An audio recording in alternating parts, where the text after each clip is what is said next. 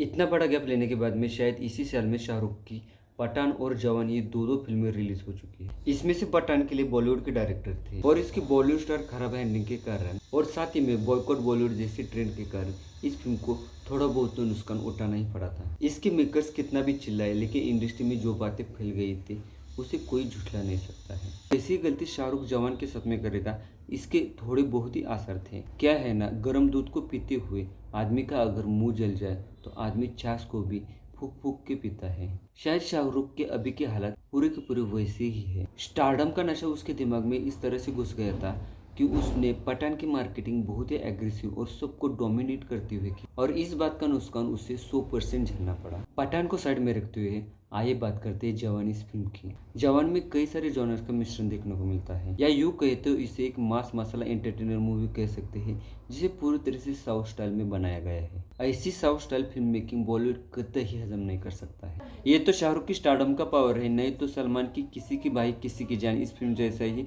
शाहरुख के जवान का भी हश्र हो जाता। जवान में एक्शन और थ्रिलर होने के साथ साथ उसे साउथ स्टाइल रिवेंज ड्रामा भी कहा जा सकता है। साथ ही में ये फिल्म एक सोशल मैसेज भी देती है। जवान को साउथ के तमिल फिल्म इंडस्ट्री के कामयाब डायरेक्टर एटली ने डायरेक्ट किया है। पठान में एक बार फिर से मुक्की खाने के बाद में शाहरुख ने जवानी इस फिल्म में फिर से रॉबिन हुड का किरदार करने की कोशिश की है।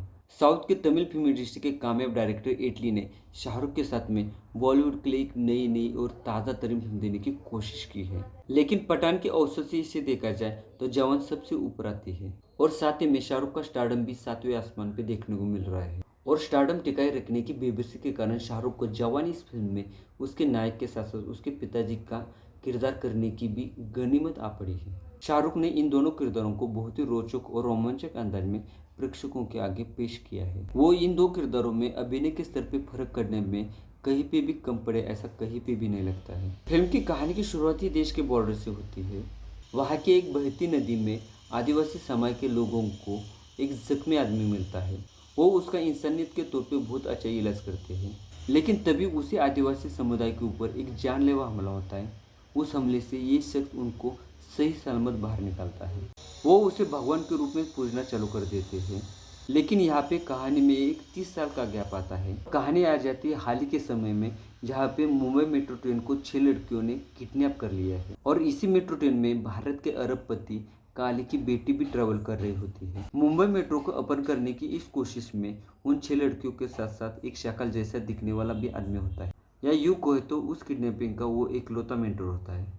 वो वहाँ पे आए हुए पुलिस ऑफिसर नर्मदा के आगे अपनी बात सीधे सीधे तौर पे रख देता है। वो तय हो चुके डील के अनुसार लगभग 40,000 करोड़ रुपए उस काली के अकाउंट से गरीब किसानों के अकाउंट में ट्रांसफर कर देता है। इसी घटनाक्रम में जब काली की अपनी बेटी से बात होती है तो उसे पता चलता है कि वो और कोई नहीं विक्रम राठौर ही है।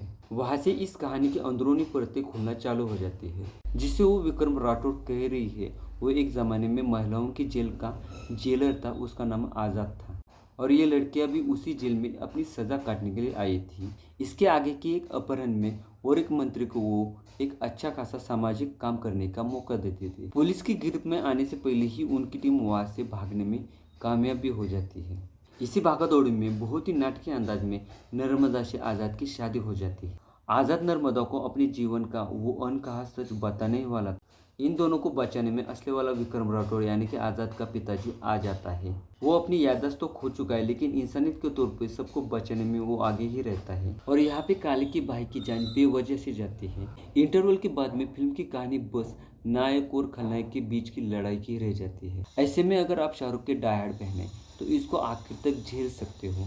जवान में जो 6 लड़कियां हैं उनकी अलग अलग कहानियाँ, उससे फिल्म और भी रोचक और रोमांचक लगने लगती है। उनका प्रेजेंस कहानी में और ना सही लेकिन एक बेहतरीन बैलेंस बनाने की कोशिश करता है। फिल्म में कई सारे ट्विस्ट और टर्न है जो फिल्म से आपको बांधे रखने की कोशिश करते हैं। डायरेक्टर इटली ने इस फिल्म में आर्थिक और सामाजिक कई सारे मुद्दों के ऊपर प्रश्न उठाए हैं। इनमें से मुख्य रूप से किसानों की आत्महत्या, स्वास्थ्य और स्वास्थ्य सेवा में हो रहे भ्रष्टाचार, ये बातें तो देखने को मिलती है लेकिन इसके साथ में उसने देशभक्ति वाला एंगल भी कहानी में जोड़ दिया है। गरीबों के ऊपर हो रहे अन्याय और शोषण के ऊपर बॉलीवुड कितनी भी फिल्में बनाए वो कहीं भी और किसी भी मामले में कम नहीं होने वाला है।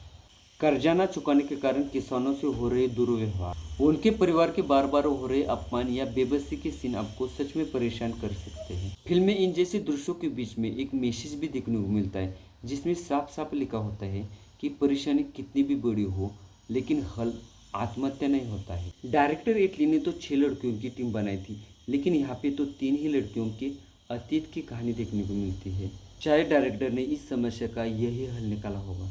फिल्म मनोरंजन के सभी मामलों में, एक्शन में, कॉमेडी में, रोमांस में आपको चाहिए वो मसाला भर भर के देती है। नाच गाना तो इस फिल्म की जान है। एक देश एक चुनाव की इन चर्चाओं में ये फिल्म आपको एक सोचने वाला रिमाइंडर बता देती है। कहानी ऐसे बंदे की है जो ढेर सारी बंदियों के साथ में रोमांस करता है, गुंडों के साथ में एक्शन करता है और फिर धमाकेदार डायलॉग बोलता है, बेटे को हाथ लगाने से पहले बाप से बात कर। इश्क करने के लिए और लड़ाई में जान देने के लिए लड़के इस तरह से तैयार हो रहे हैं जिस तरह से उनके आगे पीछे कोई नहीं हो। डायरेक्टर ने क्या सोच रख के इन घटनाओं को फिल्म में डाला है, शायद डायरेक्टर ही जाने।